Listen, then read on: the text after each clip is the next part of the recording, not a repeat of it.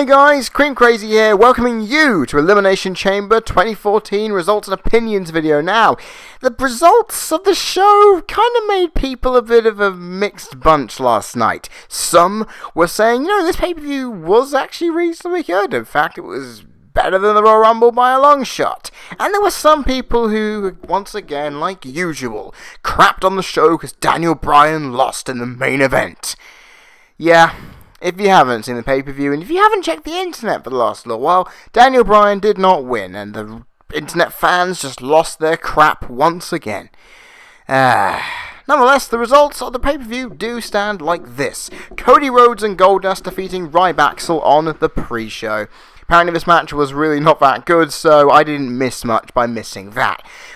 Big E, really am going to have to get used to not saying Langston afterwards, defeated Jack Swagger to retain the Intercontinental Championship after a Patriot Lock and Zaguri counter into the big ending, which was one of the best things in the entire match, I will say.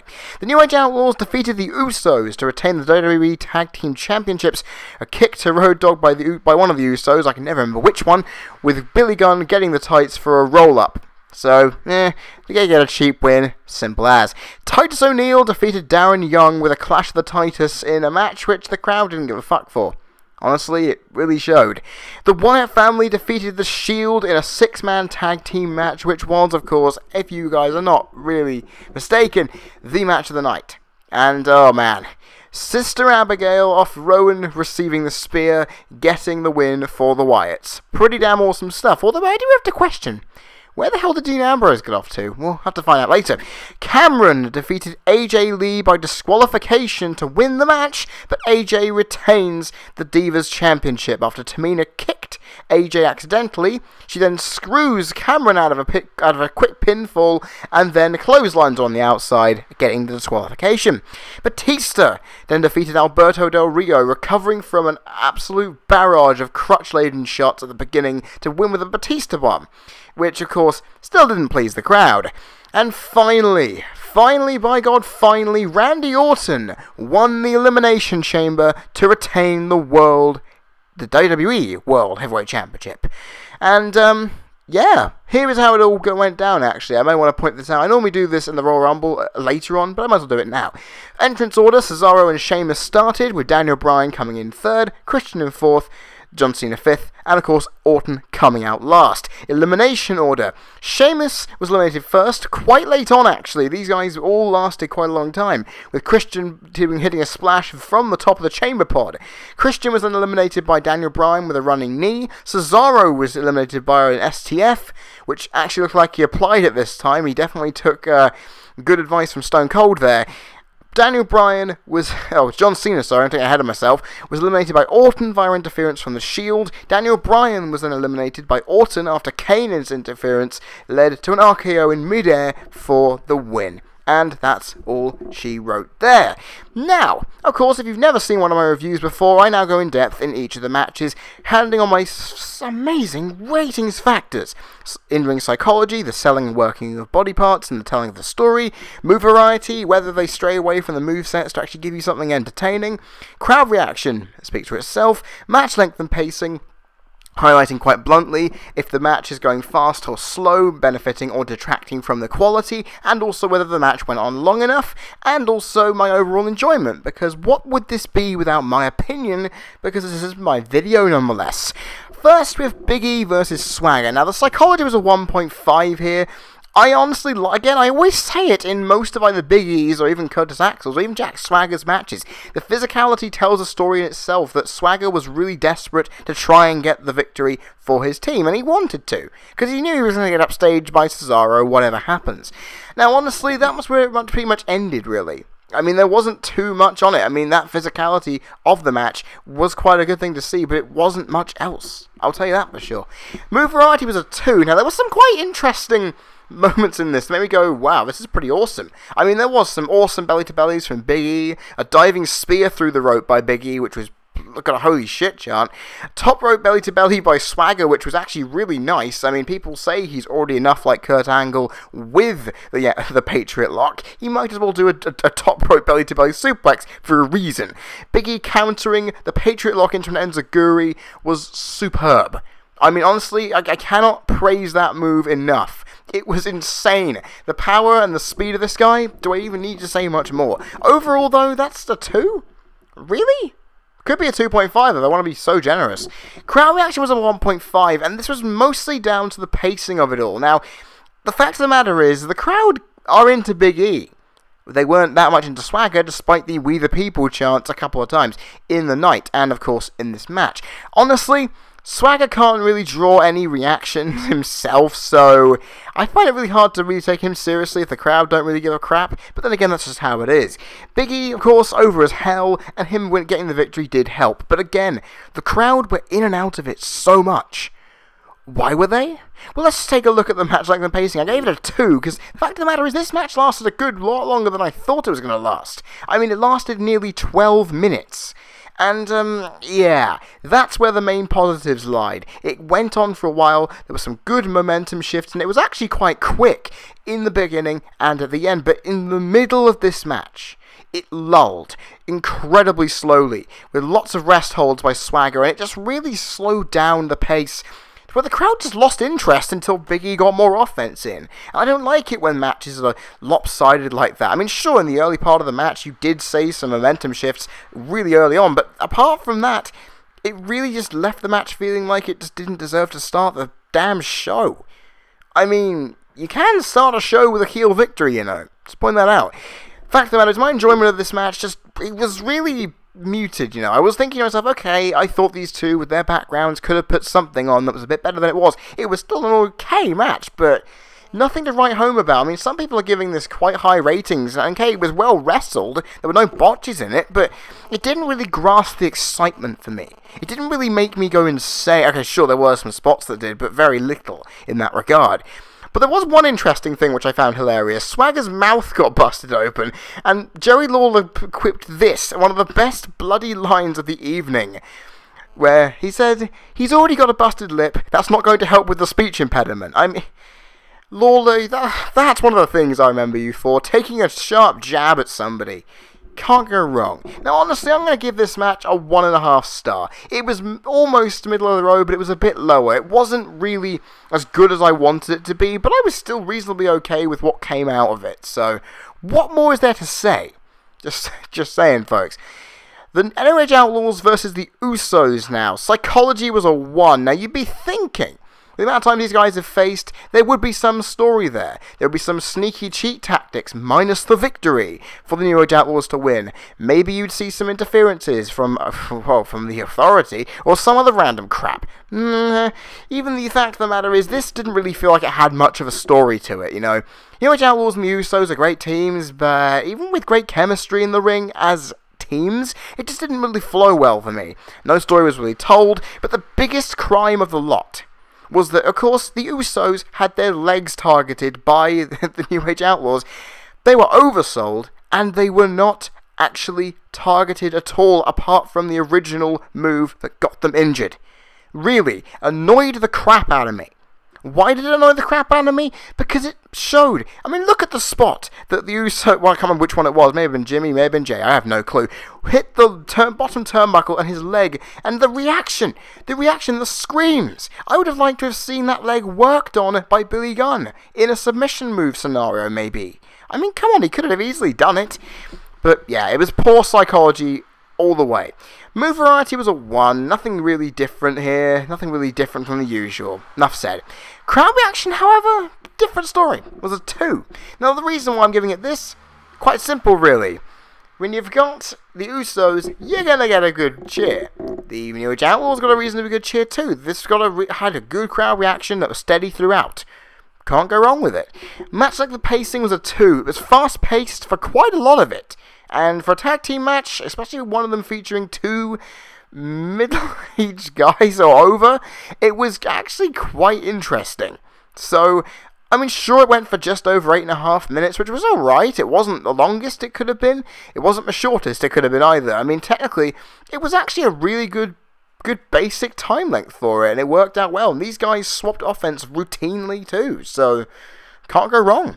My enjoyment, 1.5. Again, I was a little bit disappointed, but then again, I wasn't too high expecting anything different from these guys.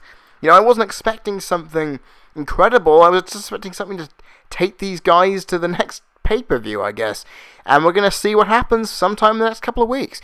I'm going to give this match a 1 star. I'm being a bit generous here. It didn't have as much substance as its predecessor, but it did keep me interested throughout. It didn't seem like it, but because I do kind of enjoy both of these teams, it did keep me interested. I mean, there was a few good moments, but not much to really sing about. I mean, I could give this 3/4 of a star, but I'm going to give it its due for being the right pace, good momentum shifts, and the crowd were into it, and I enjoyed it reasonably, so yeah. O'Neil versus Young. Psychology was a 2. Now, this is quite simply because the selling by Darren Young was very interesting, to say the least, and because also the aggression showed by Darren about how angry he was at Titus. The fact of the matter is, Titus didn't even bloody smile when he knew he had him beat. He smiled when he beat him, but look at it. The guy was completely emotionless. He had no sympathy. No, he didn't even bother even trying to show his delight at hurting him. It's almost saying, look, sorry man, I know this had to happen eventually. I have to do what I gotta do. It may seem a really rough thing, but unfortunately, it has to be done. And that just gave off that notion of a silent, deadly side to Titus O'Neil that we haven't seen in a while. He didn't even go do his ooh ooh in the match. So that just told even more of a story in a way. So I've got to give it plaudits where it's due. Move variety, 1. I mean, sure, there was the net breaker on the apron by Young, which was sick as fuck, but it wasn't enough. I mean, anyone can do a net breaker on the apron, but for God's sake, actually, turning a guy like Titus O'Neil like that, who's got very wide, long arms and wide shoulders, is pretty damn hard to do, so I gotta give Darren Young his plaudits for that one. Okay, crowd reaction was a 1, and I've already mentioned, the crowd just were not interested for the slightest. They did not care. And it showed. Okay, if this match was built up more, I would be more impressed to see the crowd react, but they just didn't care. Match of the pacing, it was a 6:19 in the time, and it was reasonably fast-paced, although the dominance of Titus O'Neil made this match feel a lot slower than it was, and it really impacted on it all. I mean, sure, Darren did get some offense in, but it didn't help itself. I mean, it was reasonably short, I guess? Reasonably short, but nothing more, I would think. Overall, my enjoyment was a 1. I just didn't really get into this at all. I mean, it was not the fault of the wrestlers. I was intrigued to see what they would do when they put on an okay-ish match, but with the crowd not interested and it had very little substance outside of the story it was telling, I really wasn't implored to really go far with it, you know. I just thought if it was booked on TV better, we could have seen something better. And honestly, 1/2 star, it just seems right. If I had to explain any more, my breath would run dry and I'd faint right here, right now. Because I don't want to really waste breath on this match, really. I mean, it was going to be a match that people would easily forget. Let's just hope that the Titus O'Neil push leads somewhere. I can sense that it probably will, but I am not entirely sure on that one. Wyatts versus The Shield now. This is very difficult to say what the final rating would be, because there is so much good in here. But I have to say something. Psychology, 4.5. I was gonna give this a 5. Do you know why? Because it would foreshadow what's gonna happen tonight on Raw. It'll foreshadow what's gonna happen at WrestleMania. The Wyatts got the victory. But there are 2 things that kind of stopped it for me. 1, I've already mentioned Dean Ambrose's disappearance. I have no idea what's up with that. We're going to find out here on Raw tonight. However, I do want to point this out. If Dean Ambrose crawled over the apron, looked at Roman Reigns, completely unconscious, after being hit by that Sister Abigail, and he just basically thinks, what the hell, you are supposed to be the tough guy, what the hell are you doing losing? Shows I'm better than you, and then kicks the ever-living crap out of him. That little bit of extra story would have pushed it over the edge. What would have made it even better is if John Cena interfered. Knowing what happened later in the evening, I thought it would have been absolutely brilliant for it to happen. But unfortunately, no. And those 2 bits. Okay, sure, there wasn't too much. Okay, sure, Seth Rollins sold that double chokeslam like a boss. All of these guys sold their moves quite well. But overall, Those two were just enough to stop it, because they would have been imperative in pushing the story of these two's war and the surrounding significance of what that war would cause into the match. It would have made it, the ending, so much more than it actually was. I mean, the ending was pretty awesome, seeing that Sister Abigail hit after the spear was hit on Rowan, but I would have liked to have seen a more holy shit, this is awesome, and then transform into a holy shit, this is even more awesome. Fact of the matter is, these guys tore each other apart to prove their dominance. It was a simple story, and it was told superbly. These guys tore each other apart, they tore the ring apart, they tore the outside area apart. They ripped each other to shreds, and the crowd went mental. Speaking of which, 5 out of 5 for the crowd reaction. I do not even need to justify that. When you say, "This is awesome," before one of the competitors, nigh 3 of the 6, step in that ring, and then continue to go completely insane on their feet for the entire evening until the match ends, that's brilliant. I am sorry, that crowd had to be... That's probably one of the best reactions to a crowd I've ever seen. It was amazing. But it was just fantastic. Move variety, 3 out of 5. Now, I will tell you something. This is pretty impressive. I'm going to take a list of all the things that kind of made this cool.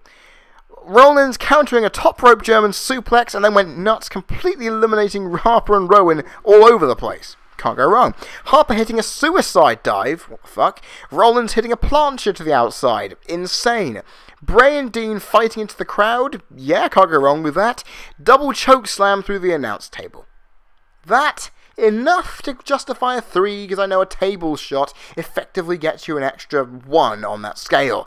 I would have liked to have seen weapon usage in this one to show the real real angst between the two, but of course they had enough strength in numbers and in their own strength and movesets, so I could have seen that, but at the same time it wouldn't have made sense, so why am I complaining here? Match length and pacing, 5 out of 5. It was fast, it was aggressive, it was intense the entire way through. Even though it slowed down at times, it didn't bloody feel like it because the crowd were going insane. It made it go so well. And not to mention, 22 minutes. Nearly 23, I should say. The fact of the matter is, this match went on for ages. And, okay, if there was weapon usage involved and or Cena, it could have gone for the 25-minute mark. If the Dean Ambrose cross had happened, maybe the same thing could have happened. I have no idea. The fact of the matter is, guys, this pacing of it, though, just made it so good. It started off intense, and nothing happened. Then, boom! Out of the locks they go, and just go insane, battering the ever-loving crap out of each other. Order had to be restored, but even when that was the case, the match flowed so fast. Even with the Harper and Rowan slow beatdowns, it still gave off an energy through it. Because you knew it was going to be good, and it came across such. And I have to give a 5 for the enjoyment, guys. It was awesome. I honestly was completely going nuts while this thing was going on. Fist pumping the lot, almost screaming a bit, because I didn't want to wake anyone up in the house. The fact of the matter is, this match was awesome. And do I need to say more? However, the rating, though. There isn't much bad I can say about this match, but again, the move variety, while it wouldn't have made sense, I would have liked to have seen some risks taken, some massive spots, bring out some ladders, go up to the entranceway and kick the shit out of each other. Add something extra to make this match even more intense than it was. Fact of the matter is, though, the psychology also let it down a tiny bit, as I've mentioned. People are giving this 5 stars across the board. I unfortunately am not going to do so. 4 3/4 stars though. This match, if you missed this match, go out and see it. Go out and see it. It is currently up there for match of the damn year. It's definitely in the running for pay-per-view match of the year. You can pretty much guarantee it. And to see the Wyatts, especially a Wyatt, in that position for the last 2 pay-per-views, you cannot go wrong with that. Honestly, guys, 4 3/4, I'm going to have to make sure. If I have to rethink it too much, I might have to give it 5. I'm not going to do it, though, because that's just me. Now, AJ Lee versus Cameron, the unannounced match of doom. Anyway, let's go on with it. Psychology was a 1. Now, why did I give this a 1? When I liked the fact that it foreshadowed the WrestleMania match by having Tamina kick AJ's head off. Why did I like it that Cameron went straight for AJ and was willing to try and beat the crap out of her? I don't know. Why is it a 1? Maybe because the match was too short to have that latter play out enough. AJ was walking all over her, so it made Cameron look weaker in relation to Naomi, who is actually a better wrestler. So, yeah, even with that foreshadowing, it just didn't seem to work at all. Move variety, 1. Do I need to say more? Nothing different here. Crowd reaction, 1. They were kind of interested in AJ a few times. And of course, we did see the kick in the face. But, yeah, it's pretty much nothing really to sing home about either. Match length and pacing, 1.5. This match was kind of quick, but the pacing of it, in terms of the match was quick. I will give you that. But Cameron, your moves were sloppy. The overall execution of the moves was sloppy. The overall pacing of the match on your end was sloppy. So, yeah, gotta keep you down a peg. I mean, it was 4 minutes. I can't criticize it for the match length. It was the reasonable match length, and for a DQ finish, it was quite good, actually. So, gets the mark on me. 1 out of 5 for my enjoyment, though. Didn't enjoy this very much. And you know what? If you've got 4 1s out of 5, has to get a 0, unfortunately. Have to go there, I'm afraid. Batista versus Del Rio. Now, this one, of course, the crowd booed the crap out of it, as you know. Because people thought, well, of course, they don't want to have Batista winning because it's Batista, he ruined the Royal Rumble's biggest moment, etc. Fact of the matter is, the psychology made this match. I'm giving it a 2. You know why? Because I said in my predictions video, if you can remember, if you watched it already, that I said that Del Rio has to focus on the arms. I know he said in the build-up he was going to break Batista's arm, and we understand that. The fact of the matter is, I wanted to see him work on the arm because of Batista's prior injuries. If Del Rio was seen, after weeks of being beaten up and manhandled, to have gotten the upper hand and think that he's got it done, then it would have made it so much better. I mean, I wasn't expecting Del Rio to come out there with a crutch and whack the crap out of Batista, but it's a sly heel move. What more are you going to expect? Working on that arm, that setup, building up that intensity and that anxiety, it made Del Rio look strong, but working on that arm, Batista sold it like a boss. In fact, I'm going to give it 2.5 because of a selling of Batista. People say maybe a rundown guy. He sold like a boss. He was clutching that arm. Fuck it. He was holding that arm while getting up from most moves, and he was selling it at the end of the damn match. Fact of the matter is, guys, that's impressive, and people criticize Batista just because he won the Royal Rumble. He's still got it. I mean, he's a bit slow, and he always has been, but when it comes to selling moves, most of the time he's one of the better guys at it, and that's a good thing to see. Move variety was a 1.5. I cannot for the life of me remember why I gave this a 1.5. There's got to be something in there. You guys remember the match, you do the math. Oh god, that shows what happens when I have a really long day on a Monday nowadays. Crowd reaction was a 1.5. I gave it mostly because the crowd did boo the crap out of it and they were cheering Del Rio. It was kind of funny. But at the same time, it showed, guys, WWE, you got to realise this, okay? The crowd were kind of interested, but they were interested for the wrong damn reasons. They saw the match result coming, and, yeah. They reacted thusly. So, what would I have to say? 7 minutes and 9 seconds was the time. For match length and pacing, 1.5. Surprisingly quick match. Gonna say that. I love how it did slow down once Del Rio got himself in the beating phase. Kind of worked out well. 7 minutes and 9 seconds. It wasn't a proper squash, but that's a good thing. Can't go wrong with that at all. Overall, my enjoyment was a 2. I actually enjoyed this more than I thought, and the story was the main reason. The story was the reason, the interesting crowd reaction. Overall, it kind of worked out in its own favour. It was an alright match.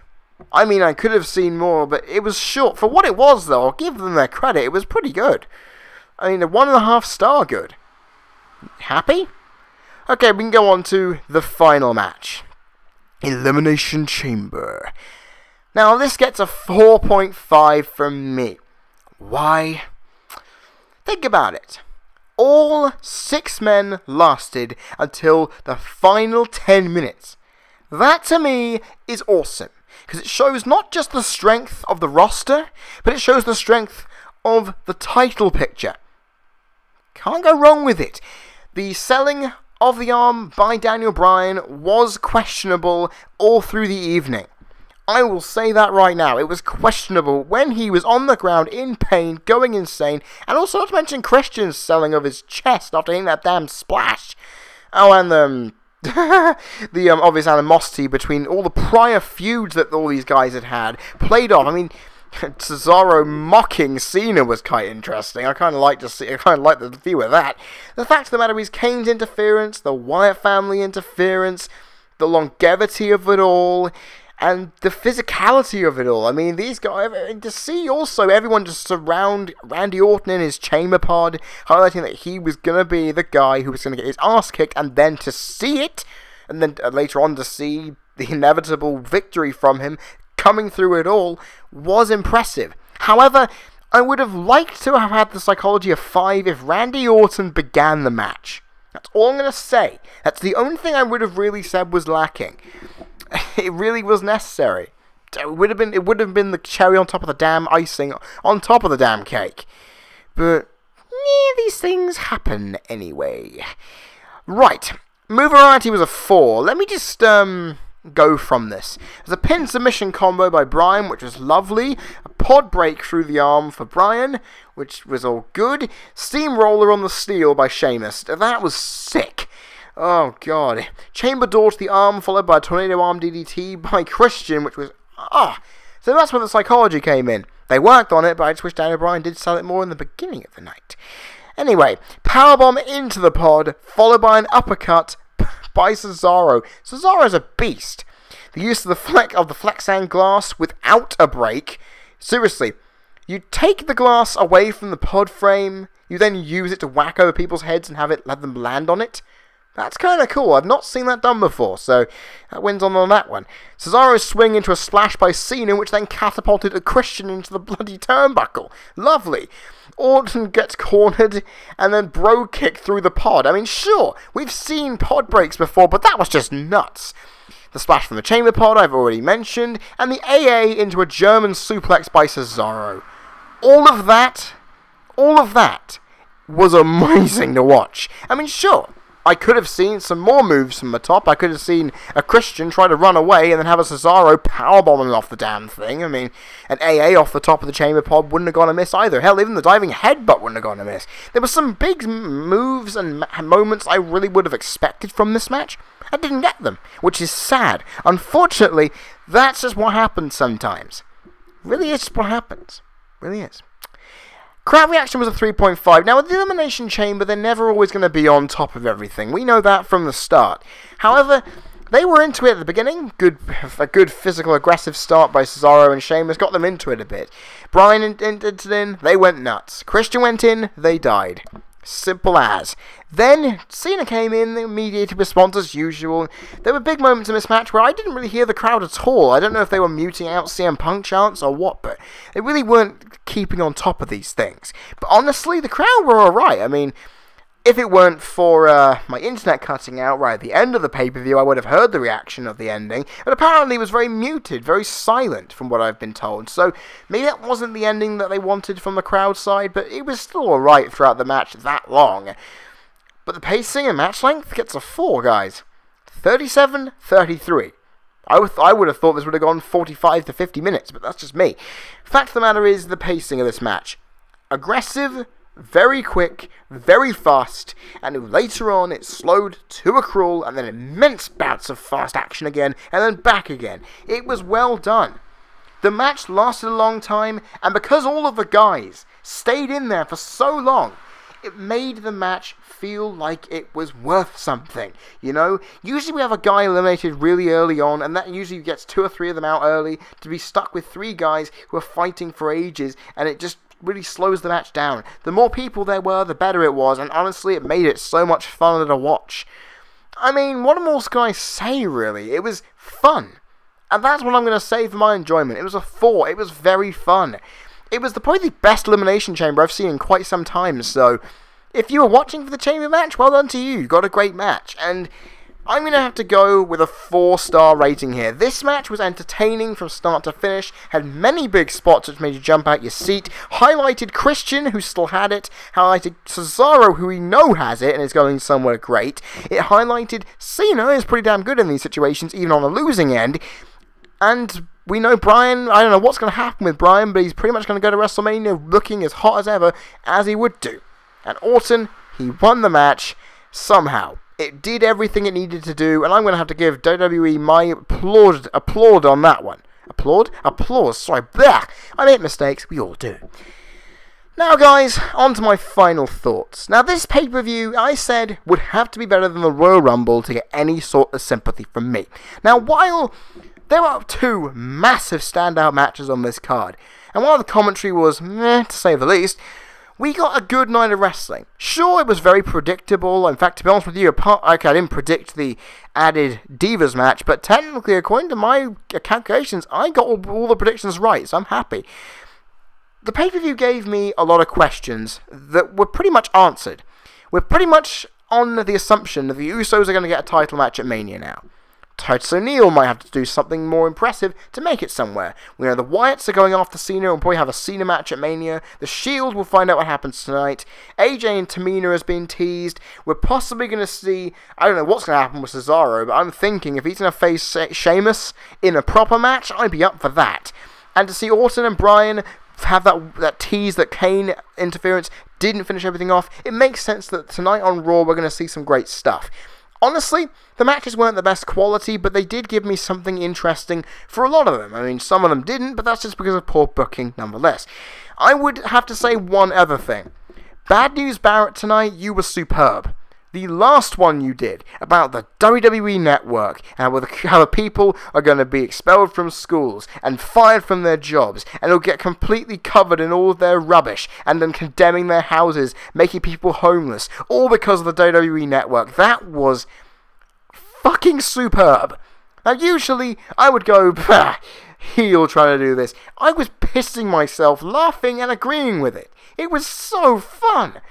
And Bad News Barrett, I gotta say, I love the character. Overall, though, this show felt predictable, but it felt quite big as well. The night felt like it served a good purpose. I mean, in the lead up to this pay-per-view, we really didn't feel like WWE were really trying on the booking front, but you know what? For the last pay-per-view, prior to the network launch, which is currently on already as we speak, I can say WWE gave us an impression that we need to look forward to WrestleMania. This pay-per-view was quite good.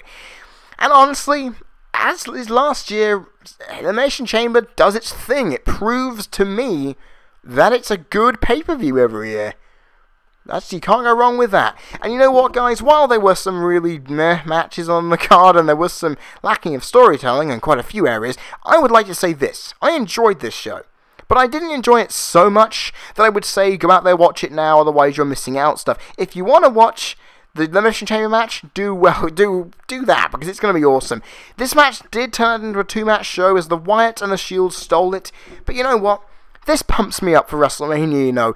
This pumps me up for Raw tonight. This pay-per-view gave me reason to give a fuck, and it gave many other people reason to give a fuck too. Some people were being dicks about it, and I have to criticize you once again for thinking that this is the worst pay-per-view ever because Bryan lost. Please don't do that, you're just idiots for thinking it.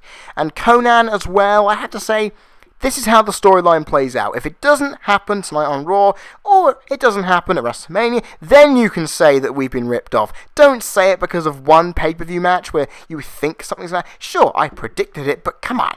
I didn't think it was going to happen in the slightest. Fact of the matter is, guys, this pay-per-view was better than average, but it wasn't in very good territory. I'm going to give this a 6.25 out of 10. Highest rated pay-per-view of the year. Let's hope that WrestleMania 30 can get the job done. And I'm going to leave it there, guys. It's been a great review. I've enjoyed the show. And honestly, I cannot wait now because WrestleMania is nigh. And you know what? I did mention last time that the road to WrestleMania was cracked. The car was slightly broken, but you know what? This pay-per-view has done the right thing. It has mended the car. The tarmac has been smoothed over somewhat. It's drivable. We can go down that road to WrestleMania after tonight's Raw with Hulk Hogan and everything else that stems from the network launch and all this random crap, and of course The Undertaker. All of this. Tonight's Raw is going to be awesome, and you know what's even more awesome? That there's nothing else apart from some Raws and some SmackDowns between now and WrestleMania. I am pumped. Guys, if you want to subscribe, do so, because if you do, you get to see 5 videos. Q&A, Hall of Fame review, the WrestleMania predictions and review, and a Raw review. All from New Orleans, because that's where I'm going to be. This is the thing, guys. If you want to see that content, go subscribe now. You will not be able to see anything that gets any closer. I mean, sure, there would be some people who get ridiculously close, like WWE staff and anyone else in particular who have VIP seats, like Chairshot Reality. Fact of the matter is, for a fan like me, who's a non-partner YouTuber who just does this because he loves to analyze WWE, the fact of the matter is, I'm going to be there giving you the lowdown on everything. And it's going to be awesome. I really am looking forward to WrestleMania, because now all that's stopping me is pretty much some Raws and most of a month to go. And I cannot wait. I am just hoping we get some matches announced, because that's all I'm looking forward to now. How will the WrestleMania that will define me come to be? Guys, I have been Cream Crazy. You've been people listening. This has been my Elimination Chamber review. And I will see you guys whenever next time may be. I might do a rant this weekend, based on everything that happens in the week. Who knows? All I know is I will see you guys whenever that is. Cheers!